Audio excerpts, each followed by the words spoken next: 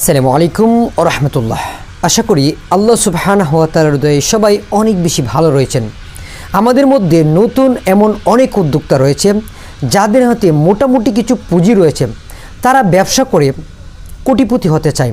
আসলে মূলত মনের কথাটা আমি বলি, অল্প কিছু পুঁজি থাকলে ভালো পরিমাণে একটা ব্যবসা আপনি করতে পারেন। তো আজকের ভিডিওতে আমি আপনাদের সামনে মোটামুটি কিছু পুঁজি দিয়ে ব্যবসা করে কিভাবে কোটিপতি হতে পারবেন এরকম সিক্রেট 3টি ব্যবসা নিয়ে আপনাদের সাথে আলোচনা করব। আজকের ভিডিওটি শুরু থেকে নিয়ে শেষ অবধি দেখার বিশেষ রিকোয়েস্ট রইল। লেটস গো নাও। 1 নম্বরে যে ব্যবসাটা নিয়ে আপনাদের সাথে আলোচনা করব সেটা হচ্ছে কাপড়ের পাইকারি ব্যবসা। এই পাইকারি ব্যবসাটা সর্বপ্রথম আপনাকে ডিসাইড করতে হবে আপনি কত টাকা দিয়ে ব্যবসাটা করবেন। আপনার কাছে যদি কমপক্ষে 8 লক্ষ টাকা পুঁজি থাকে তাহলে আপনি এই কাপড়ের পাইকারি ব্যবসাটা শুরু করতে পারবেন। সর্বপ্রথম আপনি ডিসাইড করুন আপনি কোন ধরনের কাপড় নিয়ে পাইকারি ব্যবসা শুরু করবেন।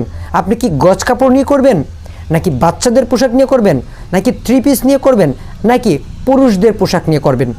আর আপনি যদি 5 মিশালি করেন তাহলে করতে পারবেন, তবে একটি আইটেম নিয়ে কাজ করলে আপনার ব্যবসাটা দ্রুত প্রসার ঘটবে। এখন আপনি কোথা থেকে সংগ্রহ করবেন? আপনি ঢাকার ইসলামপুর রয়েছে, নরসিংদীর বাবুরহাট রয়েছে, দোহার রয়েছে, কুমিল্লা রয়েছে, চীন রয়েছে, পাকিস্তান রয়েছে, ভারত রয়েছে। এই সমস্ত জায়গা থেকে আপনি সরাসরি ইনপুট করতে পারেন আপনার প্রয়োজনীয় পোশাক। এখন আপনি ইচ্ছে করেন বাংলাদেশি মার্কেট থেকেও কিনতে পারেন, আর যদি ইচ্ছে করেন আপনি বাহির ইন্ডিয়া রয়েছে, চীন রয়েছে, পাকিস্তান রয়েছে, এ সমস্ত বাজার থেকে যদি আপনি কাপড় আনতে পারেন তাহলে আপনি তুলনামূলক একটু সস্তায় আনতে পারবেন, যার কারণে আপনার প্রতি মাসে এক্সট্রা কিছু প্রফিট থেকে যাবে বাহিরের মার্কেট থেকে আনলে। তাই আপনি এই ব্যবসাটি অনায়াসে করতে পারবেন। মনে রাখবেন এই ব্যবসাটি করতে গেলে কমপক্ষে আপনার 8 লক্ষ টাকা পুঁজির প্রয়োজন হবে। দ্বিতীয় নাম্বার যে ব্যবসাটা নিয়ে আলোচনা করব সেটা হচ্ছে কাঁচামালের পাইকারি ব্যবসা। এই জন্য আপনার কমপক্ষে 5 লক্ষ টাকা পুঁজি লাগবে। আপনি আপনার স্থানীয় উপজেলার মধ্যে যতগুলা ছোটো ছোটো বাজার রয়েছে সে বাজারের পাইকার যারা রয়েছে তাদের সাথে সরাসরি কথা বলবেন এবং চলে যাবেন ঢাকার শ্যামবাজার অথবা চকবাজার অথবা কারওয়ান বাজারে।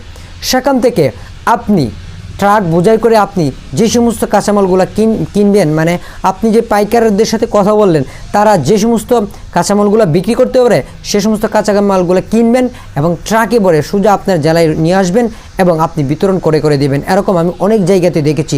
একজন সেটা ডিলারের মতো অনেকগুলো পাইকারকে একজন হোলসেলার কি করে নিয়ন্ত্রণ করে। তাই আপনি যদি এভাবে করতে পারেন তাহলে হিউজ পরিমাণে একটি বাজার আপনি ধরতে পারবেন।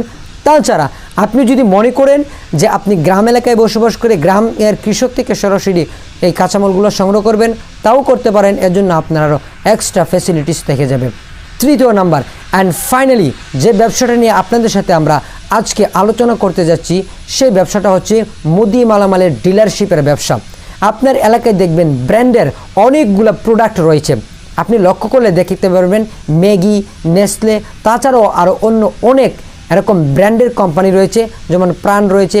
আরও এই কোম্পানির যদি আপনি ডিলারশিপ নিতে পারেন তাহলে আপনি এ থেকে প্রচুর পরিমাণে ইনকাম করতে পারবেন প্রতি মাসে। আর এর জন্য আপনার কমপক্ষে 7 লক্ষ টাকা পুঁজি লাগবে।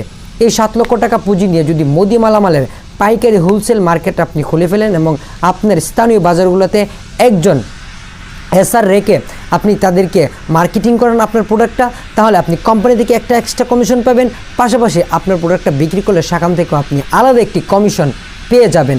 এই 3টি ব্যবসা আপনারা পাইকারিভাবে করতে পারেন এবং এই 3টি ব্যবসা করে আপনারা অল্প সময়েও কোটিপতি হয়ে যেতে পারেন যদি আপনার ম্যানেজমেন্টটা ভালো হয়।